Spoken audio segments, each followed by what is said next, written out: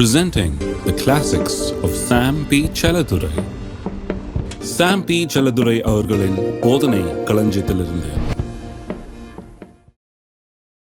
4 வழிகளிலே நாம் நிச்சயமாக ஒரு பெரிய மாறுதலை அடைய வேண்டும்.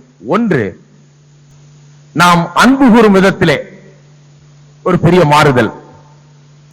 முன்ன எப்படி அன்பு கூர்ந்தோம், நமக்கு இதுல என்ன இருக்குது, நம்முடைய நலனுக்கு இதுல என்ன இருக்குது அப்படின்னு பார்த்துதான் நாம் அன்பு கூர்ந்தோம்.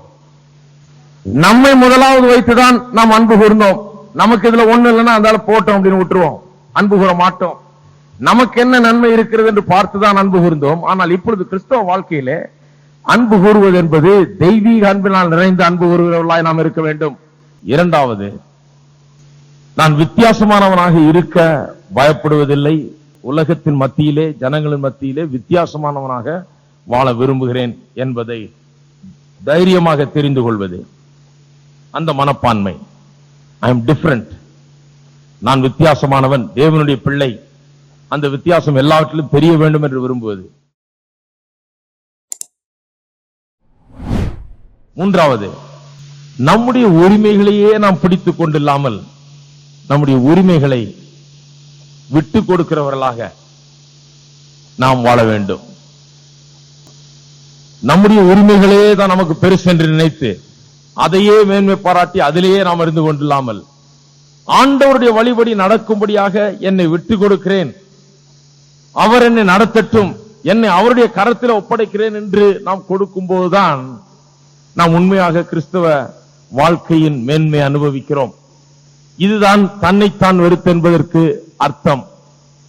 நம்முடைய சுய சித்தத்தை வெறுப்பது, ஆண்டவருக்கு அடிமையை போல இருப்பது.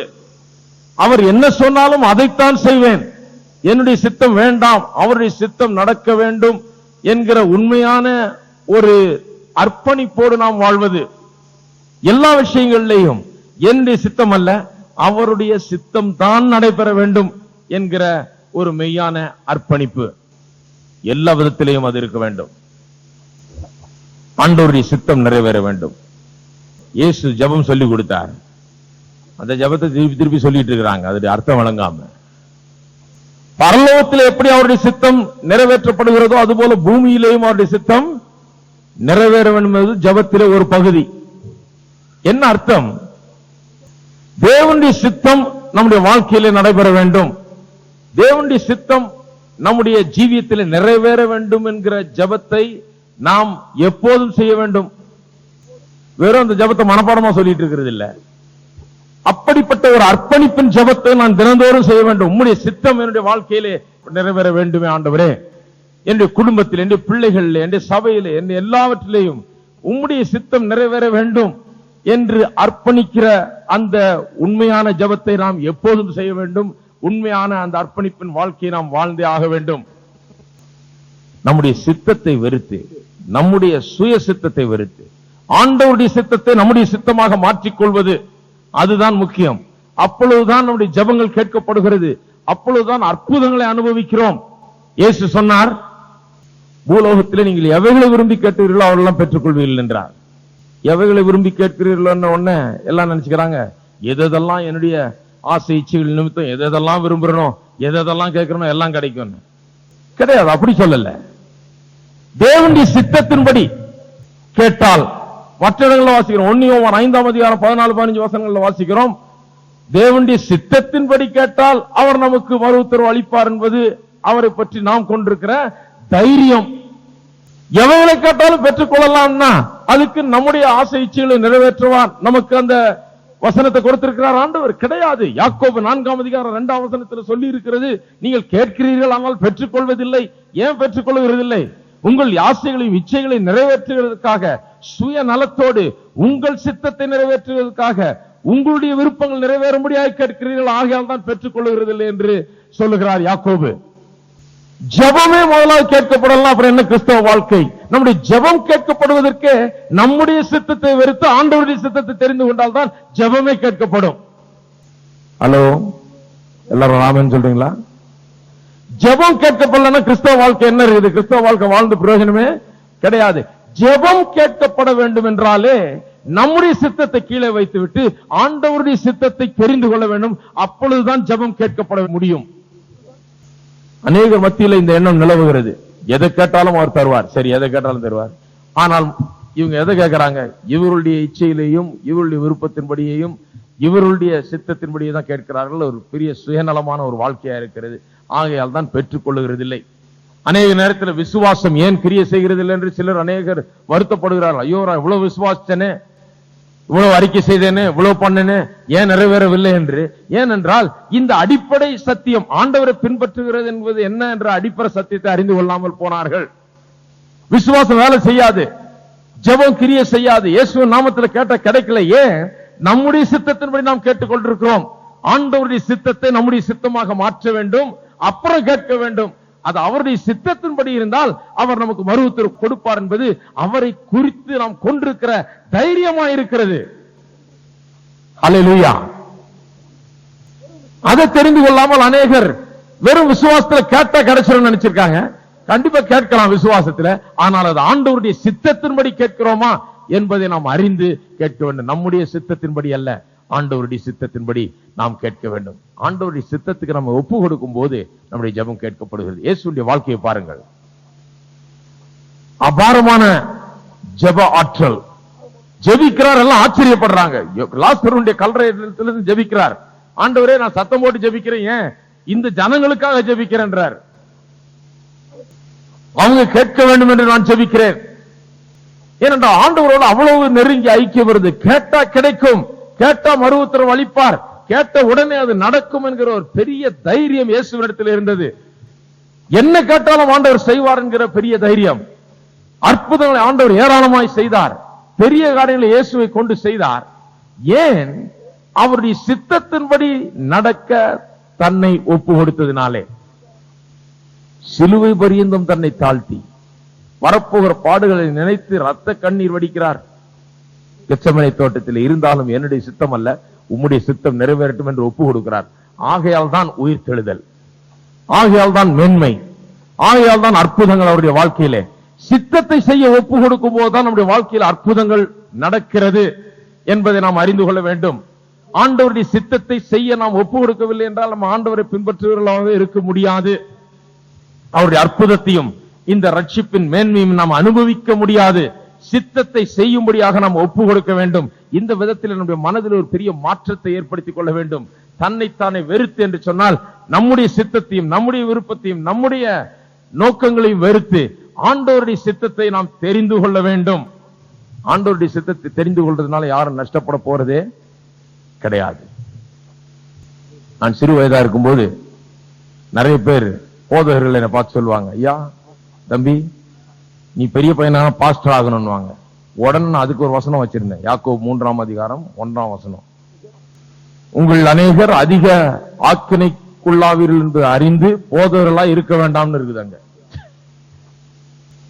அது சொல்லும், ஐயோ நான் போதகரெல்லாம் இருக்க மாட்டேன். வாழ்நாள் பூரா நான் தான் சொல்லிட்டு இருந்தேன், நான் போதகரா இருக்கவே மாட்டேன், போதகர் உத்தியோகமே வேண்டாம், இந்த போதகரா இருக்கிற வேலையே நமக்கு வேண்டாம், அதை வெறுத்தேன். என் ஆசைலாம் வேற மாதிரி இருந்தது. நான் இப்படி இருக்கணும், அப்படி இருக்கணும், இப்படி இருக்கணும், அப்படி வரணும், இப்படி செய்யணும் அப்படின்னு தான் நான் சித்தம் கொண்டிருந்தேன், நான் விருப்பம் கொண்டிருந்தேன். நான் என்ன நினைச்சேன், ஏன்னா என் சுத்தியில் இருந்த உலகம் அப்படி இருந்தது. ஆண்டவருடைய சித்தத்தை செய்யறதுன்னா அழுதுகிட்டு இது ரொம்ப கஷ்டமான காரியம், நம்மளுக்கு விருப்பம் இல்லாத காரியத்தை தான் ஆண்டவர் செய்ய சொல்லுவாரு, நம்முடைய விருப்பம் இல்லாத காரியத்தை நாம் செய்துகிட்டு வாழ்நாள் பூரா கஷ்டப்பட்டுக்கிட்டு இருக்கணும் அப்படின்னு தான் நான் நினைச்சேன். ஆகையால் தான் இது வேணவே வேணாம், நான் என் இஷ்டப்படி நான் ஜீவிச்சுக்கிறேன், என்னுடைய வாழ்க்கை இது, எனக்கு உரிமை இருக்குது, நான் என்னமோ செய்துக்கிறேன், யாரும் எனக்கு சொல்ல வேண்டியது இல்லைன்னு இருந்தேன். ஆனால் என்றைக்கு நான் ஆண்டவரத்தில் என்னை ஒப்பு கொடுத்தேன், ஒரு நாள் ஆண்டவரத்தில் என்னை ஒப்பு கொடுத்தேன், உண்மையாகவே உம்முடைய சித்தத்தை செய்யும்படியாக என்னை ஒப்பு கொடுக்கிறேன் ஆண்டவரே, உம்முடைய சித்தம் என்ன நிறைவேறட்டும், நான் நினைக்கிறது அல்ல, நான் நினைக்கிறது நிறைவேற வேண்டாம், நீர் நினைக்கிறது, நீர் எனக்காக திட்டமிட்டு வைத்திருக்கிற காரியங்கள் என்னுடைய வாழ்க்கையில நிறைவேறட்டும், உம்முடைய சித்தம் நிறைவேறட்டும் என்று என்னைக்கு சொன்னேனோ அன்னைக்குதான் என் வாழ்க்கையில ஆசீர்வாதமே ஆரம்பித்தது. அது வரைக்கும் வெறுமையும் கஷ்டமும் தான். தேவனுடைய சித்தத்தை செய்ய என்றைக்கு ஆரம்பித்தேனோ அன்றைக்கு ஒவ்வொரு அடியும் எனக்கு அற்புதம் தான், ஒவ்வொரு அடியும் எனக்கு முன்னேற்ற பாதை தான், ஒவ்வொரு அடியும் எனக்கு திருப்தி அளிக்கிறவர்களாக தான் இருந்தது. ஒவ்வொரு காரியத்திலையும் கர்த்தர் என்னோடு கூட இருந்திருக்கிறார்.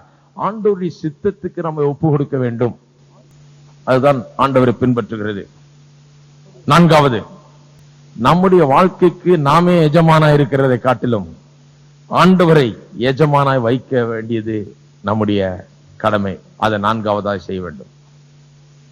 நம்முடைய வாழ்க்கையில் பாஸ், முதலாளி நாம் அல்ல. யாரு? ஆண்டவர். எதுனாலும் அவரை கேட்டுதான் செய்யணும். எதுவுமே நாமவே செய்யக்கூடிய உரிமை நமக்கு இருக்கிறது என்று எண்ணிவிடக் கூடாது. எதையுமே நாம் அவரை கேட்டுவிட்டுதான். அதனால்தான் வேதம் சொல்லுது, கர்த்தருக்கு சித்தம் இருந்தால் என்று சொல்ல வேண்டும் என்று. ஏன்? அது அவருக்கு சித்தமா, அவருக்கு பிரியமா, அவர் அதை விரும்புகிறாரா என்பதை தெரிந்து கொண்டுதான் நான் வாழ்க்கையில் எல்லாவற்றையும் செய்ய வேண்டும். இதுதான் கிறிஸ்தவ வாழ்க்கை. அப்படி நம்மை விட்டு கொடுக்கும் போதுதான் அவர் நம்மை புதிய பாதைகளில் நடத்துகிறார். நீதியின் பாதைகளில் நம்மை நடத்த முடிகிறது. இல்லை என்றால் நம்மை நடத்தவே முடியாது. நம்முடைய வாழ்க்கையை ஒப்பு கொடுக்கவில்லை என்றால், அவர் நடத்தும்படியாக நாம் விட்டு கொடுக்கவில்லை என்றால், அவர் எவ்வளவு நல்ல மெய்ப்பராய் இருந்தும் நமக்கு அது பிரயோஜனம் கிடையாது. அவர் பெரிய நல்ல மெய்ப்பர். கோயிலுக்கு போய் தேவப்பிதா இந்த மெய்ப்பர் நல்ல பாட்டு பாடிட்டு வந்துடலாம். கடைசியில் ஆடெல்லாம் நொந்து போய் களைச்சு போய் வேதனைப்பட்டு சாகர நிலைமையில இருக்கும். ஏன்னா அது வெறும் பாட்டோட போச்சு. அவர் மெய்ப்பராய் இருக்கிறார். அவர் நல்ல மெய்ப்பன் தான். அந்த மெய்ப்பனுடைய பேச்சை கேட்டு அவருக்கு பின்னால போகாது போனால், என்னை பின்பற்றி வருகிறவன் தன்னைத்தானே வெறுத்து தன்னுடைய சிலுவையை எடுத்துக்கொண்டு என்னை பின்பற்றி கடவன் என்று சொல்லியிருக்கிற அந்த வார்த்தையின்படி செய்யாமல், ஏதோ அதை பாட்டோட அவர் மெய்ப்பன் நிறுத்திட்டதுனால, ஏதோ கொள்கையோட அவர் மெய்ப்பன் சொல்லுகிறதோடு நிறுத்திட்டதுனால, அவருடைய மேய்ச்சலின் பலனை நாம் அடையாமல் விட்டு விடுகிறோம். உண்மையாகவே அவர் மேய்த்தால் நம்முடைய வாழ்க்கை நன்மைகள் நிறைந்ததாயிருக்கும், ஆசீர்வாதங்கள் நிறைந்ததாயிருக்கும் என்பதிலே சந்தேகமே கிடையாது. அது ஏன் நாம் நம்முடைய வழிகளை தெரிந்து கொள்கிறோம் என்றால், நம்முடைய பழக்கம் அது. அப்படிதான் வாழ்ந்திருக்கிறோம். நாம நினைச்சதை செய்து, நாம நினைச்சதை நிறைவேற்றி, அதற்காக வாழ்ந்து பழக்கப்பட்டிருக்கிறோம். கிறிஸ்தவ வாழ்க்கைக்குள்ளா வந்த உடனே அந்த பழக்கத்திலிருந்து மாற்றம் ஏற்படுவதுதான் கிறிஸ்தவ வாழ்க்கையின் முன்னேற்றம். அந்த பழக்கத்திலிருந்து ஒரு பெரிய மாற்றம், அந்த பழக்கத்திலிருந்து மாற்றம் ஏற்பட்டு ஒரு புதிய பழக்கம். அது என்ன பழக்கம்? புதிய விதமாக நேசிக்கிறது, நம்முடைய சித்தம் அல்ல ஆண்டவருடைய சித்தம் என்று நம்மை ஒப்பு கொடுப்பது, நம்முடைய வாழ்க்கைக்கு நாம் அல்ல எஜமான், அவர்தான் எஜமான் என்று நம்மை ஒப்பு கொடுப்பது. இப்படி புதிய ஒரு பழக்கத்தை நாம் ஏற்படுத்துகிறோம். இப்ப புதிய பழக்கம் என்ன? நாம் எதையுமே நாம செய்யறதில்லை. எதையுமே நாம் ஆண்டவருடைய சித்தமா என்று தெரிந்து கொண்டுதான் செய்கிறோம். எதையுமே ஆண்டவரை முன்வைத்துதான் செய்கிறோம். எதையுமே ஆண்டவரை இது பிரியப்படுத்துமா என்று நினைத்துதான் செய்கிறோம். நாமவே நம்முடைய இஷ்டத்தை நிறைவேற்றுகிற செய்கிறதில்லை. இப்படி செய்கிறது தான் அவருடைய வழிகளில் நடக்கிறது. அவர் நிச்சயமாகவே நம்மை நடத்த வல்லவராயிருக்கிறார், போதுமானவராக இருக்கிறார். அவர் நிச்சயமாகவே நம்மை திருப்திப்படுத்த வல்லவராயிருக்கிறார். ஆனால் நம்முடைய வழிகளில் நாம் சென்று கொண்டிருந்தால் அது நடக்க போகிறதில்லை. அவருக்கு நம்மை விட்டு கொடுத்து, அவருடைய கையில ஒப்பு கொடுத்து, அவருடைய வழிகளில் நடக்க நாம் தெரிந்து கொள்ளும் போது நிச்சயமாகவே அவர் நம்மை நீதியின் பாதைகளிலே நம்மை நடத்துகிறார். அவர் நம்மை நடத்தும் போது நம்முடைய வாழ்க்கையில சந்தோஷமும் சமாதானமும் நிம்மதியும் சுகமும் பலனும் ஆரோக்கியமும் சகல நன்மைகளும் ஆண்டவருடைய ஆசீர்வாதங்களும் அவருடைய விசேஷ பாதுகாப்பும் நம்மை சுற்றி சூழ இருக்கும் என்பதிலே சந்தேகமே கிடையாது.